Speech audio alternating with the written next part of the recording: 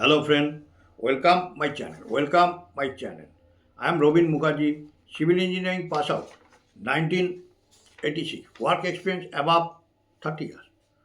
Today I discuss concealed conduit wiring, electrification, concealed conduit wiring, conduit, concealed conduit wiring. Where conduits are to be concealed, only alka-thin conduit shall be used. After completion, the reinforcement of roof slab and beams, the alka-thin pipe is laid under the top layer of the roof reinforcement and through the beam as required for defined position of light, fan and plug points, etc. Before laying the conduits, GI wire are inserted in the conduit, exposing a considerable length outside the conduit for pulling out. After completion of concreting work of roof, PVC insulated cable is binded up at one end of the exposed GI wire and pulled out at the other end with the help of the GI wire laid previously. The alka-thin conduit is laid on wall before plastering work done. Before plastering work is done, the conduit, the brick walls are neatly cut by chisel just sufficient in depth, normally 12 millimeter, to hide the cable after plastering and sufficient in width to accommodate the number of conduit pipes required to be laid. The concealed to switchboard, distribution board, inspection box, ceiling rows, main board and all conduit accessories and fittings, the brick wall and ceiling are neatly cut just to accommodate them at the related places. The conduit pipe line and fittings are then securely fixed with L hooks or clips inside the chase before connecting in. All boxes are flush type buried in wall at proper level with the plastered surface. The conduit accessories to be buried inside the chase are of solid type. The chase is filled with cement and sand mortar 1:4. Inspection type of accessories such as bend, boxes, etc. are provided at intervals of not more than 6 to 9 meters per length of conduit. Rectangular type of boxes are used where two or more conduits inserted at right angle. No cable inside the conduit or conduit accessories are cut or jointed. A continuous cable from one end to other is provided. End cable ends are terminated at switchboard, branch distribution board or accessories. The switch and or regulators boards are flush type. All switches, regulator, socket, outlet are of such design that only knobs of the switches or regulators remain projected outside for operation. Where two or more switches are required to be fixed and in case of regulator boards, the switches, regulators or socket outlets as the case may be is mounted on the CI box provided with a cover made of 3 millimeter thick backlight or perfect sheet Cables of different colors are used to indicate the positive and negative lines.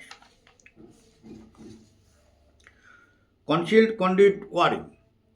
Concealed conduit wiring, where conduits are to be concealed. Only alkathene conduit shall be used. After completion, the reinforcement of roof slab and beams, the alkathene pipe is laid under the top layer of the roof reinforcement and through the beams as required for defined position of light, fan, and plug points, etc. Before laying, the conduit GI wires are inserted in the conduit, exposing a considerable length outside the conduit for pulling out. After completion of concreting work of roof, PVC insulated cable is binded up at one end of the exposed GI wire and pulled out at the outer end with the help of the GI wire laid previously. The alkathene conduit is laid on wall before plastering work is done. To conceal the conduits, the brick walls are neatly cut by chisel just sufficient in depth, normally 12 mm, to hide the cable after plastering and sufficient in width to accommodate the number of conduit pipes required to be laid. To conceal the switchboard, distribution board, inspection box, ceiling rows, main board, and all conduit accessories and fittings, the brick wall and ceiling are neatly cut just to accommodate them at the related places. The conduit pipe line and fittings are then securely fixed with L hooks or clips inside the chest before connecting before cementing it. The conduit pipe line and fittings are then securely fixed with L hooks or clips inside the chest before cementing in. All boxes are flush type, buried in wall at proper level with the plaster surface. The conduit accessories to be buried inside the chest are of solid type. The chest is filled with cement and sand 1:4.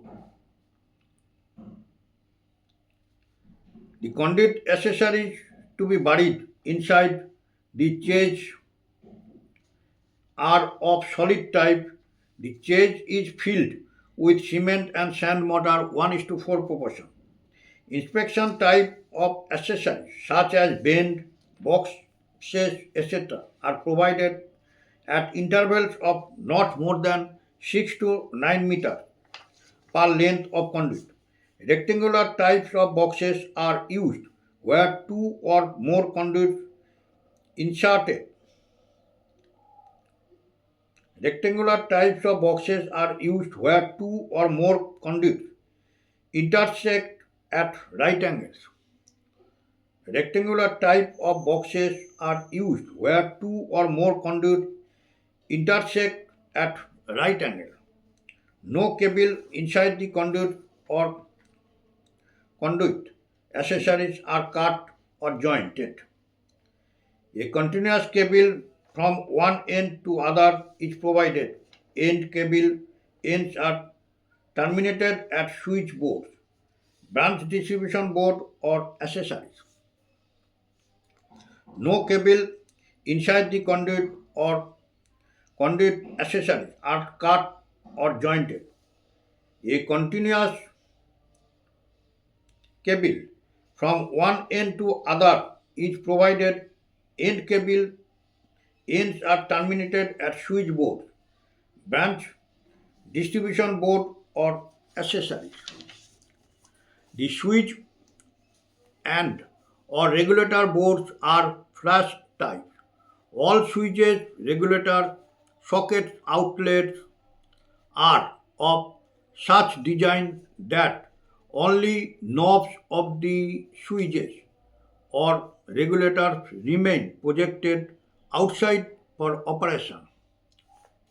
Where two or more switches are required to be fixed, and in case of regulator boards, the switches, regulators or sockets outlets, as the case may be, is mounted on CI box provided with a cover made of 3 mm thick backlight or perpex sheet. Cables of different colors are used to indicate the positive and negative lines. Cleat wiring or temporary wiring. Cleat wiring or temporary wiring. The temporary installation done is not allowed to be in service of a period longer than 3 months, provided the supply voltage does not exceed 250 watts AC or DC.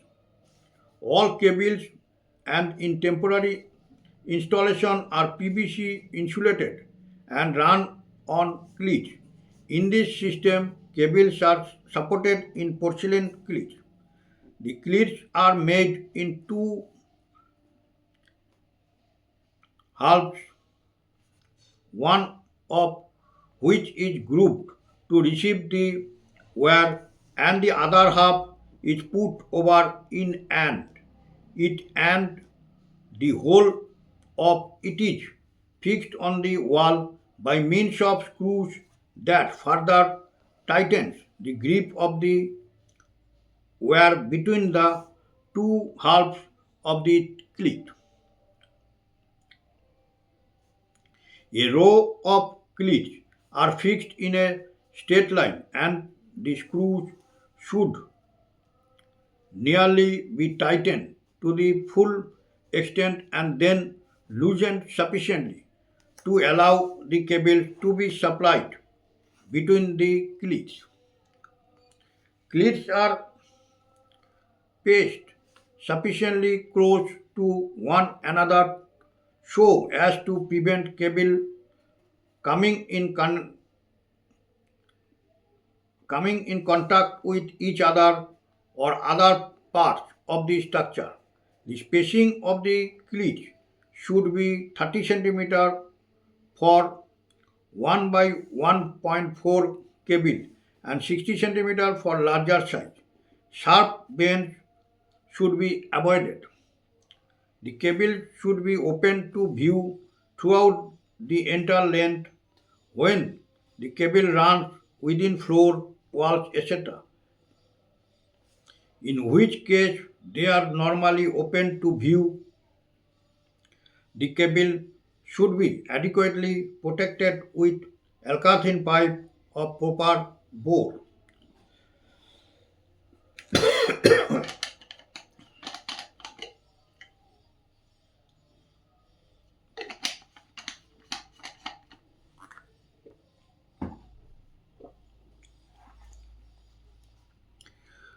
Cleat wiring or temporary wiring. The temporary installation done is not allowed to be in service for a period longer than 3 months, provided the supply voltage does not exceed 250 volts AC or DC. All cables in a temporary installation are PVC insulated and run on cleats. In this system, cables are supported in porcelain cleats. The cleats are made in two halves, one of which is grouped to receive the wire and the other half is put over it and the whole of it is fixed on the wall by means of screws that further tighten the grip of the wire between the two halves of the cleat. A row of cleats are fixed in a straight line and the screws should nearly be tightened to the full extent and then loosened sufficiently to allow the cables to be slipped between the cleats. Cleats are paced sufficiently close to one another so as to prevent cable coming in contact with each other or other parts of the structure. The spacing of the cleat should be 30 centimeter for 1 divided by 1.4 cable and 60 centimeter for the larger size. Sharp bends should be avoided. The cable should be open to view throughout the entire length when the cable runs within floors, walls, etc., in which case they are normally open to view. The cable should be adequately protected with alkathrin pipe of proper bore. Now I end my video.